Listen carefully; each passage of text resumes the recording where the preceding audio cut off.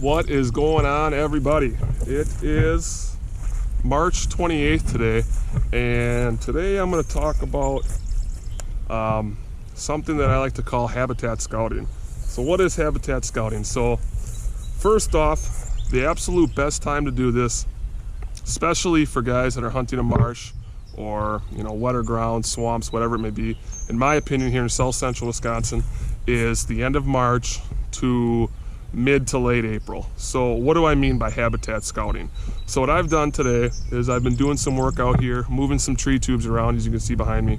But what I'm doing is I've come out here in the spring of the year in a property like ours that is predominantly marsh, low ground, and I'm looking for high ground and I'm looking for low ground, and I'm looking for that transition, where that is, where that difference is. So spring of the year, normally, especially here in Wisconsin, it's very wet, and I think that's pretty self-explanatory for the entire United States is that way. So what I've done is I've come down here and I'm looking for low ground, I'm looking for high ground, and in looking for that, what I'm trying to do is determine what I want to plant in these areas, if I want to plant anything there, and why I want to plant something there. So I started up in the corner up here behind me, and you can see the elevation starts going up, and that's basically what it is along the edge of this property. This property is just a great big bowl, 52 acres of just a lot of it's marsh. So I started up in that corner, and this year what I got up there is I got a small patch of switchgrass, and I got some white pines, and I think some Norway spruce, planted them a couple years ago, and I kind of got that on the edge. So what I'm trying to do here is I'm trying to create a thicker transition point for these deer while also sprinkling in bedding areas. So as I work my way down, coming from the north, heading down to the south, you can see behind me a lot of canary grass, pretty open. This is a good time of year too. This is what it looks like, maybe not quite as flat, but come starting to even early November this year, we had snow, mid-November, late November. This is what you see, and as you can see behind me, it doesn't look like the greatest spot for a deer to be bedding. There's not a lot of cover, there's some taller trees, but overall, a little patch of willow. Overall, it's not a great spot for deer to be bedding, or transitioning for that matter. So behind me, and I've chalked this up, and this is something I'm probably not going to do this year, but behind me this is higher, a little bit higher ground. So what can I plant out here? I started asking myself, well, you could probably get away with a swamp white oak. It's not too wet down here. I think those would do really well. Tamarack trees I think would do really well in here. I actually have some planted behind me, and I'll touch base on those in a minute. You guys can see me, it's foggy. But so tamarack trees behind me. What else could I plant down here? Probably like a white cedar. A white cedar would do pretty good down here. And that's something that I'm going to plant, probably not this year, but next year. But as I work my way further to the south here, still, you can see relatively high ground, and I have some tamaracks in here. If you guys have canary grass marshes, cattail marshes, some of you guys might know this already, but so tamarack like this tamarack tree I started taking care of 2 years ago. So these trees are planted 3 years ago, coming up this spring, and you can see this tamarack tree, I got a cage around it to keep the deer off of it, and it's probably 7.5 feet tall. Tree looks great, looks good. I'll probably leave this wire on for a while yet, because I know once I take it off, the deer are going to rip the snot out of it. So heading over here, so I got some other tamaracks, and these ones I haven't taken as good of care of. A little bit higher ground, so some of these I was spraying around. This is a good example too. The deer rub on it. They just love rubbing on tamaracks. I've seen them just come around and eat the whole tops right off the trees. But I'll show you a tamarack tree here that I haven't taken care of. So this tree was planted the exact same day as that one behind me, that 7.5 footer, and this tree's maybe 3 feet tall.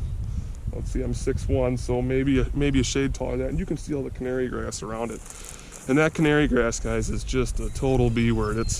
It'll choke out whatever you have out here if you don't take care of it. So if you are going to plant, tamarack or whatever out in your marsh, it's very important that you have to take care of it those first couple years. Get it established. The best thing that I've found is having like a wire basket around it, putting wire around it.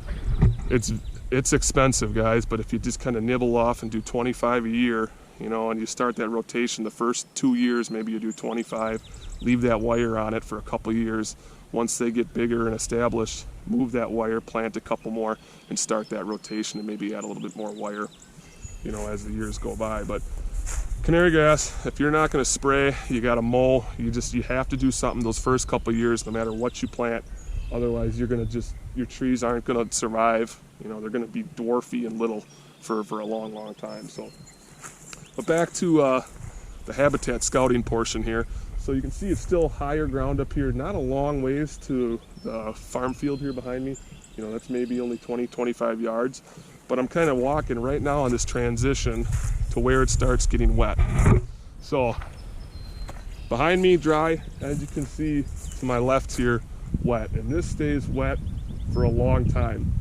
There's some ponds and ditches out there, which has created some high spots, but this is majority water and very wet, and that's why it's such an important time now to get out here and take a look at your property and find where these wet areas are, because you'll find wetter areas and you might find some high ground, some little areas that are only the size of a vehicle where, you know, these deer could be bedding on potentially. And that's something you got to think about too. Is, you know, my parents have had this property since 2008. So over the last 12 years, I've made mental notes, well, 11 years, I guess. I've made mental notes of where these deer bed, where I think they bed, where they transition, you know, why are they transitioning? And in that point, if you have that in your head, you have to think about what can you do to either push these deer towards you or push them to an area you don't want them to go. And that's exactly what I've done here. So that is, let's see, off to my left, that is going to be to the east, and off to my right, that's going to be to the west. So what I'm doing here, and I've moved these tree tubes down here in this wetter spot, is I'm going to be planting some river birch down here. I've never planted river birch, but from what I've heard, it grows in very wet soil. Standing water have standing water for weeks, even maybe a month or two, and that river birch will still keep growing. It loves water. So in an area like this, it's hard to plant a lot of things, but if you can find something that works, you know, you can plant patches of it in them lower spots. Now, do I think a deer is going to bed in this river birch? Probably not, unless we have a really dry year. You know, I'm not expecting deer to bed here. But what I'm doing is I'm creating this transition line. So standing here behind me, north, behind the camera, south. So, you know, end of October, early November, you know, you're predominantly getting a west, northwest, maybe southwest wind. So what that's giving you is these bucks are going to travel on the downwind side of either bedding, maybe transition areas, to try and scent for does. So what that does is it pushes these deer out closer into the center of our marsh.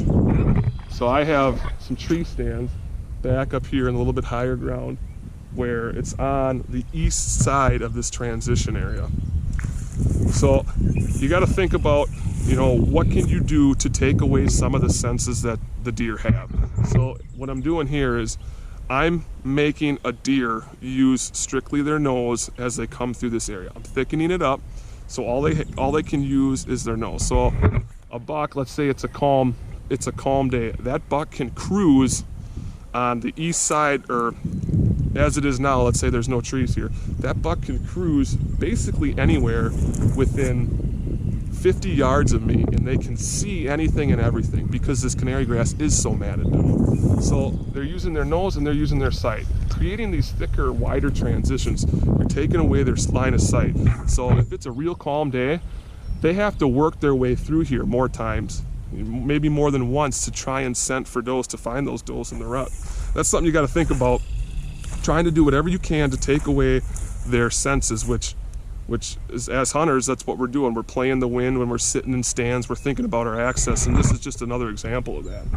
Using screening, using thicker areas to get those deer to spend more time on your property. The more time those deer spend on your property, the better your chances are that you're going to harvest that animal or a certain animal or whatever. If it's just a certain number of deer, if it's a certain type of deer, size-wise, whatever it is, at the end of the day, you want to try and keep those deer on your property as long as possible. So, kind of recapping here. So a little bit higher, coming off the edge of the field here, planting. I got tamaracks started. You got to take care of your tamaracks, mow, you know, whatever tree it is, mow around, spray around, or coming down in here, I got tree tubes. You know, these tree tubes are going to hold the river birch, and as soon as these river birch are able to outcompete the canary grass, I will pull the tubes and I will move them to a different area. I think these tubes are 4 years old now and they still work good. You might have to replace the zip ties, but they're great.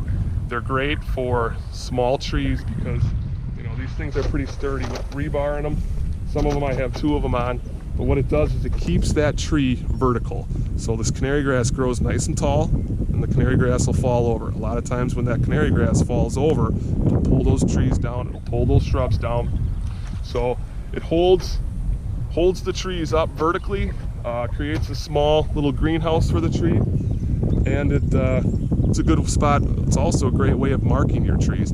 I do not spray around these. I usually let them go. The first year or two, what I will do is I'll come in here maybe once or twice in the year and I will pull the canary grass out.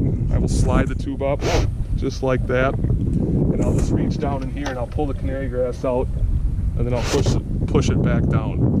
So that just makes sure that that tree is the only thing in the greenhouse, and it'll help it grow a little bit quicker. So using the tree tubes, you know, using the wire baskets, whatever it may be, to help grow your trees as quickly as possible, and help thicken up areas where you might not be able to ever plant anything. Like I said, this is all mainly canary grass, so come fall of the year, it does no good. Try to utilize every square inch of your property and do it with a purpose. And that's what we're doing here. Transition, potential bedding, you know, working its way down into the marsh, pushing those deer further onto the property, making those deer spend more time on your property in the fall, trying to scent check for does, whatever it may be, but do it with a purpose.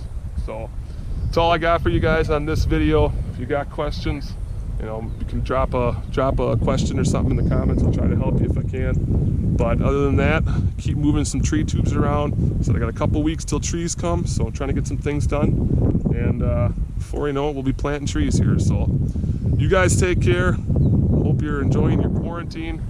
I drive nuts. It drives me nuts. I got to get out and do something. So this is a good opportunity to get away from people, spend some time out in your marsh, spend some time in the public land scouting, whatever it may be.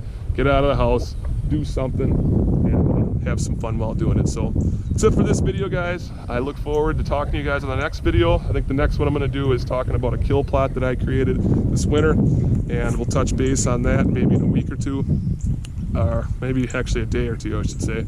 And from there, we'll keep moving on and learn some more about habitat. That's it, guys. We'll see you on the next video.